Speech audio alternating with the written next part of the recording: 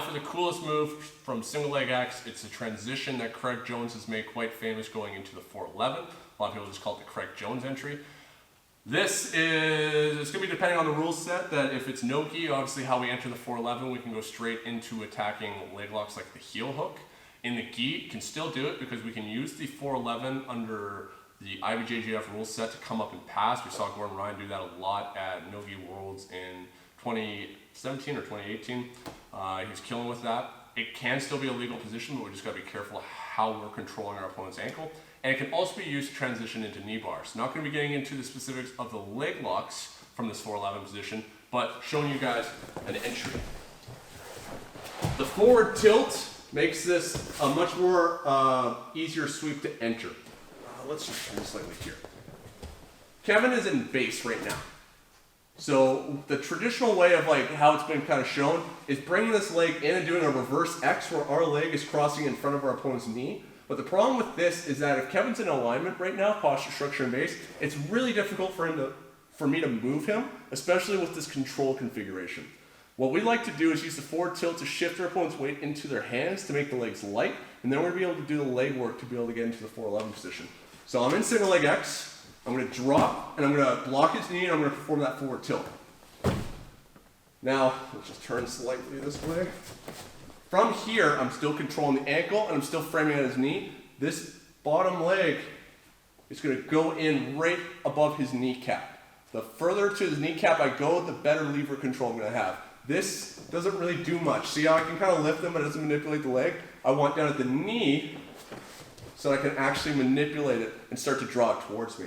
What I'm going to do from here is I'm going to look to start to elevate him and reach through with my right arm to start controlling up at his thigh, and I'm going to look to feed his leg towards me here. So I'm using both my arms at this point to control as best I can.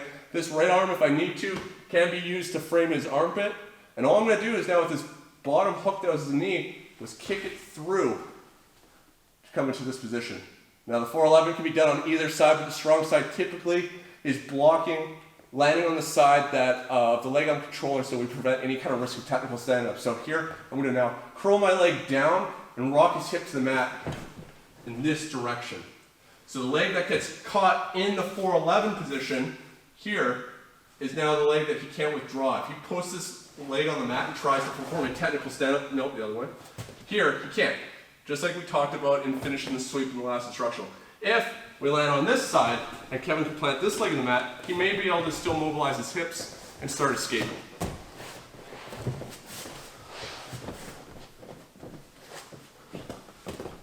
So, from single leg X or a modified X, your choice, we're just going into the forward tilt. I kick our opponent forward, I bring in the leg right above the knee for that reverse X. If I need, I could absolutely use this arm still framing here, so if Kevin's trying to push himself back, I can hold him here. I can elevate this leg, and this arm is going to reach. I'm going to feed it to it. So now I'm blocking the back of his leg with my hand, and my leg, my shin is blocking the front of his knee. So if Kevin tries to move his leg around right now, he can't. If I try to just do like a pass off, and it's weak, he's going to eventually get the leg out. We just go back to single leg X. So there's not really a risk from this position. From here, I keep his weight forward into his hands, leg becomes light, feed it here, and now I'm going to cut down with my legs, pendulum, drop him here. This leg is controlling up high at the hip. This knee is coming in behind his knee, and I'm crossing my ankles. This arm is going to be controlling the opposite leg. This leg is controlled already, and so I don't need to do anything with this. We're not allowed to attack it if it's an IBJJF rule set, but I'm allowed to grab over like this. So when it comes to IBJJF, I'm allowed to reach over top of this far leg. I'm allowed to reach underneath this far leg. I'm allowed to reach underneath the leg that I am controlling, which is how we'd start transitioning into knee bars. But if I control like this, then it becomes illegal. So, I mean, that's just the stupid rule sets of IBJJF. Apparently now this becomes reaping. So, but this is not reaping. So you gotta be very careful how you're reaching for that leg and making sure that it doesn't look like you're reaching over top, crossing the ankle like this.